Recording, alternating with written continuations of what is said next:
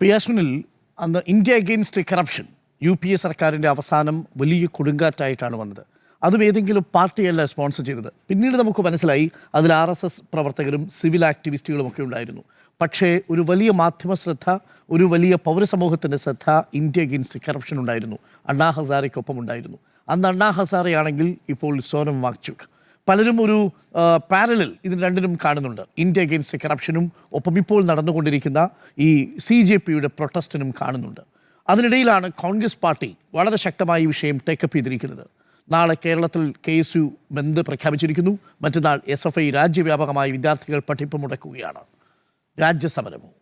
തീർച്ചയായും ഇത് രാജ്യം മുഴുവൻ വ്യാപിക്കുന്ന ഒരു സമരമായി പെട്ടെന്ന് മാറുകയാണ്. ഇന്ന് ഞാനവിടെ നമ്മുടെ സോഷ്യൽ മീഡിയയിലൊക്കെ തന്നെ പ്രചരിക്കുന്ന ഒരുപാട് മീഡിയകളുണ്ട്. മുൻകാലങ്ങളിൽ നടന്നിട്ടുള്ള സമരങ്ങളെ അപേക്ഷിച്ച് ഈ സമരത്തെ വിലയിരുത്തേണ്ടത് ഇത് സോഷ്യൽ മീഡിയയിൽ കൂടി ഇതിൻ്റെ ദൃശ്യങ്ങൾ, അതായത് ഓരോ ദൃശ്യങ്ങളും എത്രത്തോളം ക്രൂരമായിട്ടാണ് പോലീസ് ഈ വിദ്യാർത്ഥികളെ നേരിടുന്നത് എന്നതടക്കമുള്ള വിദ്യാർത്ഥികളുടെ ശബ്ദം, അവരുടെ പ്രതികരണങ്ങൾ, അവർക്ക് പറയാനുള്ള വാക്കുകൾ ഓരോ നിമിഷവും ഇന്ന് രാജ്യം കണ്ടുകൊണ്ടിരിക്കുകയാണ്, ലോകം കണ്ടുകൊണ്ടിരിക്കുകയാണ്. ഇന്ന് അവിടെ സമരത്തിനിരിക്കുന്ന ഒരു കുട്ടി, ആ കുട്ടി 23 വയസ്സുകാരനായ ഒരു യുവാവ്, അദ്ദേഹം മധ്യപ്രദേശിൽ നിന്ന് വന്നതാണ്. MCOM പഠിക്കുന്ന ഒരു വിദ്യാർത്ഥിയാണ്. അപ്പോൾ അദ്ദേഹത്തിൻ്റെ ബാഗ് നിറച്ച് നിലക്കടലയുണ്ട്, അച്ചാറുണ്ട്, അതുപോലെ തന്നെ ചെറിയ ഭക്ഷണം കഴിക്കാനുള്ള ചെറിയ സാധനങ്ങളുമായിട്ട് വന്നിരിക്കുകയാണ്. അച്ചാറ്, നിലക്കടല, അതുപോലെ ചെറിയ ചെറിയ സാധനങ്ങൾ. അപ്പോൾ ഇവിടെ സമരം ഇരിക്കാൻ വരികയാണ്. പഠിച്ചിട്ട് ജോലി കിട്ടുന്നില്ല. അപ്പോൾ സമരം ഇരിക്കാനായി ജന്തർ മന്ദറിലേക്ക് മധ്യപ്രദേശിലെ ഇൻഡോറിൽ നിന്ന് ട്രെയിൻ കയറി ഇവിടെ വന്നിരിക്കുകയാണ്. ഇതുപോലെ ഇന്ത്യയുടെ വിവിധ ഭാഗങ്ങളിൽ നിന്ന് വിദ്യാർത്ഥികൾ, യുവാക്കൾ ജന്തർ മന്ദറിലേക്ക് യാത്ര നടത്തുകയാണ്. നേരത്തെ അരുൺ സാർ പറഞ്ഞതുപോലെ 2012 അണ്ണാ ഹസാരെ ദില്ലിയിലെ ജന്തർ മന്ദറിൽ ഇതുപോലെ സമരമിരുന്നപ്പോൾ രാജ്യത്തിൻ്റെ വിവിധ ഭാഗങ്ങളിൽ നിന്ന് ആളുകൾ ഒഴുകി ഡൽഹിയിലേക്ക് എത്തി. കാരണം വലിയൊരു അനീതി നടക്കുന്നു എന്ന തോന്നൽ ജനങ്ങളുടെ മനസ്സിൽ അന്നുണ്ടായി എന്നുള്ളതാണ്. ഇന്ന് യുവാക്കളുടെ മനസ്സിൽ ആ ഒരു തോന്നൽ ഉണ്ടാവുകയാണ്. കാരണം യുവാക്കൾ, വിദ്യാർത്ഥികൾ, അവർക്ക് തോന്നുകയാണ് തങ്ങളോട് വലിയ അനീതി ചെയ്തിരിക്കുന്നു, തങ്ങൾ പറ്റിക്കപ്പെടുന്നു, തങ്ങൾ കബളിപ്പിക്കപ്പെടുന്നു എന്നൊരു തോന്നൽ വിദ്യാർത്ഥികളിൽ ഉണ്ടായി എന്നുള്ളതാണ്. അതാണ് ഈ സമരത്തിൻ്റെ വ്യാപ്തി എന്നത്. നോക്കൂ, പോലീസ് പ്രതീക്ഷിച്ചത് ലാത്തി എടുത്താൽ, ഗ്രനേഡ് പൊട്ടിച്ചാൽ, ടിയർ ഗ്യാസ് പൊട്ടിച്ചാൽ ഇതാ ഇവർ ചിതറിയോടും എന്ന് പ്രതീക്ഷിച്ചുകൊണ്ടാണ് അവർക്ക് നേരെ ഈ ഒരു ആക്രമണം നടത്തിയത്. പക്ഷേ നോക്കൂ, ഓരോ ലാത്തി അടിക്കുമ്പോഴും 10 പേർ തിരിച്ചു വരികയാണ്. അപ്പോൾ ആരും ഓടിയില്ല. അവിടെ നിന്ന് ഓടിയെങ്കിൽ തന്നെ അവരെല്ലാവരും പൂർവാധികം ശക്തിയോടുകൂടി തിരിച്ചു വന്ന് അവിടെ ഇരുന്ന് മുദ്രാവാക്യം വിളിച്ച് കേന്ദ്ര വിദ്യാഭ്യാസ മന്ത്രി ധർമ്മേന്ദ്ര പ്രധാന്റെ രാജി ആവശ്യപ്പെടുകയാണ്.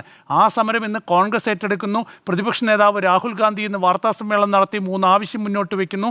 ഈ വിദ്യാർത്ഥികൾക്ക് വേണ്ടി വലിയ പോരാട്ടം കോൺഗ്രസും നടത്തും എന്ന് പ്രഖ്യാപിക്കുകയാണ്. ഇന്ന് അഖിലേഷ് യാദവിനെ പോലുള്ള പ്രതിപക്ഷ നേതാക്കളും രംഗത്ത് വരുന്നുണ്ട്. അപ്പോൾ ഇവിടെ സർക്കാരിനെ സംബന്ധിച്ചിടത്തോളം ഇത് വലിയ വെല്ലുവിളിയാണ്. ഡൽഹി അക്ഷരാർത്ഥത്തിൽ രാഷ്ട്രീയമായി കുലുങ്ങി എന്ന് തന്നെ നമുക്ക് പറയാം. ഡൽഹി അക്ഷരാർത്ഥത്തിൽ രാഷ്ട്രീയമായി 13 വർഷത്തിന് ശേഷം കുലുങ്ങി എന്ന് തന്നെ പറയാം. ഒരു ഭൂകമ്പം, രാഷ്ട്രീയ ഭൂകമ്പം ഉണ്ടായി എന്ന് തന്നെ പറയാം ഈ സംഭവത്തിന് പിന്നാലെ. അതുകൊണ്ട് തന്നെ ഇതെങ്ങനെയെങ്കിലും സെറ്റിൽ ചെയ്യാൻ കഴിയുമോ എന്ന് സർക്കാർ നോക്കുന്നുണ്ട്. പക്ഷേ അപ്പോഴും ധർമ്മേന്ദ്ര പ്രധാന്റെ രാജി എന്നുള്ളൊരു കാര്യത്തിലേക്ക് ഇതുവരെ ഒരു വിട്ടുവീഴ്ച കേന്ദ്ര സർക്കാരിൻ്റെ ഭാഗത്തുനിന്ന് ഒരു സൂചനയുമില്ല. CJP അംഗങ്ങൾ, പ്രതിനിധികളുമായിട്ട് നേരത്തെ JP നദ്ദയൊക്കെ തന്നെ കൂടിക്കാഴ്ച നടത്തി. പക്ഷേ ഇന്ന് JP നദ്ദ 12 മണിക്ക് അവരെ ചർച്ചയ്ക്ക് വിളിച്ചപ്പോൾ ഞങ്ങൾ ചർച്ചയ്ക്ക് പോകില്ല, വേണമെങ്കിൽ ഇങ്ങോട്ട് വന്നോട്ടെ എന്ന നിലപാടിലേക്ക് വിദ്യാർത്ഥികൾ മാറിയിട്ടുണ്ട്. അതുകൊണ്ട് അവർ സ്റ്റാൻഡ് കൃത്യമായി ഉറപ്പിച്ചിട്ടുണ്ട്. പക്ഷെ നമ്മളിവിടെ കാണേണ്ടത് നോക്കൂ, എത്ര വിദ്യാർത്ഥികളുടെ ഭാവിയാണ് തുലച്ച് കളഞ്ഞത് എന്നതാണ്. 2026 നീറ്റ് എക്സാമിന് ഏതാണ്ട് 22,79,000 വിദ്യാർത്ഥികളാണ് 2026 നീറ്റ് പരീക്ഷ എഴുതിയത്. അതായത് 2.9 മില്യൺ വിദ്യാർത്ഥികൾ നീറ്റ് പരീക്ഷ എഴുതി. ഒരു വിദ്യാർത്ഥി നീറ്റ് പരീക്ഷ, നമുക്കറിയാലോ കോച്ചിങ് സെൻറ്ററുകൾ ഇന്ത്യയിലാകെ 68,100 കോച്ചിങ് സെൻറ്ററുകളുണ്ട്. ഇന്ത്യയിൽ 68,100 കോച്ചിങ് സെൻറ്റർ. എത്ര കോടി രൂപേൻ്റെ ബിസിനസ്സാണെന്നറിയോ? 58,000 കോടി രൂപയുടെ ബിസിനസ്സാണ് ഒരു വർഷം ഈ കോച്ചിങ് സെൻറ്ററുകളിൽ നടക്കുന്നത്. സമീപ ഭാവിയിൽ 1,00,000 കോടി രൂപയായി ഈ ബിസിനസ് വളരാൻ പോവുകയാണ്. എത്ര കോടി രൂപയാണ് സർക്കാരിന് ടാക്സ് കിട്ടുന്നറിയോ? ഏതാണ്ട് 5,500 കോടി രൂപയാണ് GST വഴി ഈ കോച്ചിങ് സെൻറ്ററുകളിൽ നിന്ന് കേന്ദ്ര സർക്കാരിന് നികുതി ഇനത്തിൽ വരുന്നത്. 2014 ശേഷം ഈ കോച്ചിങ് സെൻറ്ററുകളുടെ എണ്ണത്തിലുണ്ടായ വർധന 70%. അതായത് 70% കോച്ചിങ് സെൻറ്ററുകൾ വർദ്ധിച്ചത് 2014 ശേഷമാണ്. അതുകൊണ്ട് ഈ കോച്ചിങ് സെൻറ്ററുകളെ വളർത്തുക, അവർക്ക് നല്ല ഭക്ഷണം കൊടുക്കുക എന്നത് കേന്ദ്ര സർക്കാരിൻ്റെ പ്രധാനപ്പെട്ട ലക്ഷ്യം തന്നെയാണ്. കാരണം നികുതിയാണ് 5500 കോടി രൂപയാണ് ഈ കോച്ചിങ് സെൻ്ററുകളുടെ GST വരുമാനമായി കേന്ദ്ര സർക്കാരിൻ്റെ അക്കൗണ്ടിലേക്ക് വരുന്നത്. അപ്പോൾ ഈ കോച്ചിങ് സെൻ്ററുകൾ വളർന്നപ്പോൾ എന്താ സംഭവിച്ചത്? ലക്ഷക്കണക്കിന് രൂപ കൊടുക്കണം ഒരു കുട്ടിക്ക് ഒരു നീറ്റ് എക്സാം എഴുതണമെങ്കിൽ. ഇങ്ങനെ നീറ്റ് എക്സാം എഴുതുന്നത് 11ാം ക്ലാസ് മുതൽ കോച്ചിങ്ങിന് പോകും. 11ാം ക്ലാസ്സിൽ എത്ര രൂപ കൊടുക്കണം? ഒരു വർഷം 2.5 ലക്ഷം മുതൽ 4.5 ലക്ഷം രൂപ വരെ കൊടുക്കണം ഒരു കുട്ടി. അതാണ് ഇന്ന് രാഹുൽ ഗാന്ധി ഒരു കണക്ക് പറഞ്ഞത്. നീറ്റ് എക്സാം എഴുതണമെങ്കിൽ ഇന്ത്യയിലെ വിദ്യാഭ്യാസ മേഖലയ്ക്കായി ഒരു ബജറ്റ് നീക്കി വെക്കുന്നതിൻ്റെ അത്രയും തുക ചിലവാക്കിയാണ് ഇന്ത്യയിലെ യുവാക്കൾ, ഈ 22,79,000 യുവാക്കൾ ഒരു വർഷം നീറ്റ് പരീക്ഷ എഴുതുന്നത്. ചിലപ്പോൾ ഈ 4.5 ലക്ഷം രൂപ, 5.5 ലക്ഷം രൂപ, ഒരു 10 ലക്ഷം രൂപയൊക്കെ ഒരു കുട്ടി ചിലവാക്കുന്നത്, ഒരു മധ്യവർഗ കുടുംബത്തിൽ നിന്ന് ചിലവാക്കുന്നത് അവരുടെ ചിലപ്പോൾ കിടപ്പാടം പണയപ്പെടുത്തിയായിരിക്കും, അവരുടെ ഉള്ള സ്വത്തുക്കൾ പണയപ്പെടുത്തിയായിരിക്കും. വലിയ പ്രതീക്ഷയാണെന്ന്. ആ പ്രതീക്ഷയ്ക്ക് മേലാണ്, ആ പ്രതീക്ഷകൾ തകർത്തുകൊണ്ടാണ് ഇങ്ങനെയൊരു നീക്കമുണ്ടായത്. അതിനെതിരെയുള്ള വലിയ പ്രതിഷേധമാണ്. ഇത് പെട്ടെന്നൊന്നും തീരാൻ പോകുന്നില്ല. അപ്പോൾ ഈ വിഷയത്തിൽ ആരാണ് പരിഹാരം കണ്ടെത്തുക? നോക്കൂ, രാഷ്ട്രീയ ഭരണകൂടങ്ങൾ പരാജയപ്പെടുമ്പോൾ അവിടെ ഇടപെടേണ്ടത് കോടതിയാണ്. പക്ഷേ ഇന്ന് എന്നെ ഞെട്ടിച്ചുകൊണ്ടാണ് ഇന്ത്യയുടെ ചീഫ് ജസ്റ്റിസ് പറയുകയാണ്. അദ്ദേഹമാണ് ഈ കോക്രോച്ച് ജനതാ പാർട്ടിയുടെ സ്ഥാപകൻ എന്ന് തന്നെ പറയാം. അദ്ദേഹം ചരിത്രത്തിൽ അങ്ങനെ അടയാളപ്പെടുത്തും.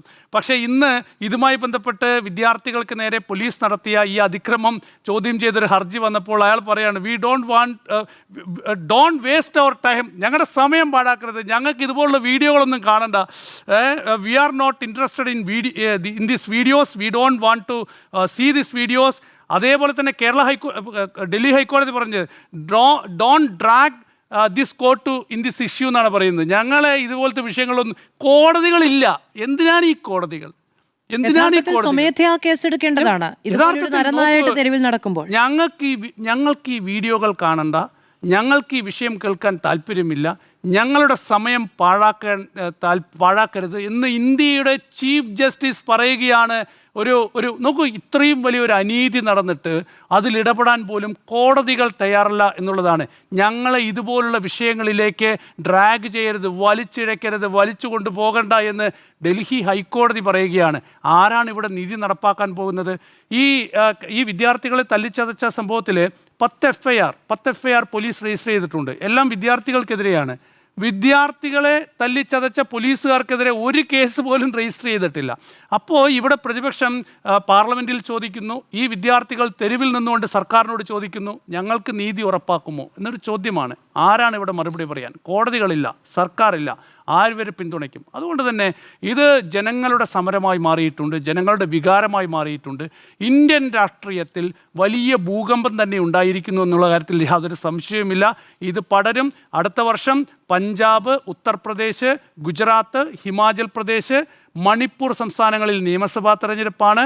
ഇതിൻ്റെ ഒരു ആഫ്റ്റർ എഫക്റ്റ് ആ നിയമസഭാ തെരഞ്ഞെടുപ്പിൽ ഉണ്ടാകും എന്ന് തന്നെയാണ് ഞാൻ കരുതുന്നത്.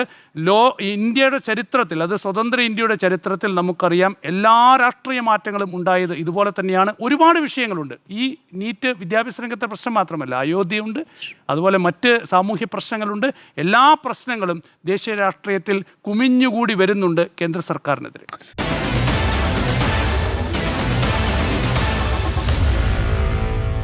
Meet the editors.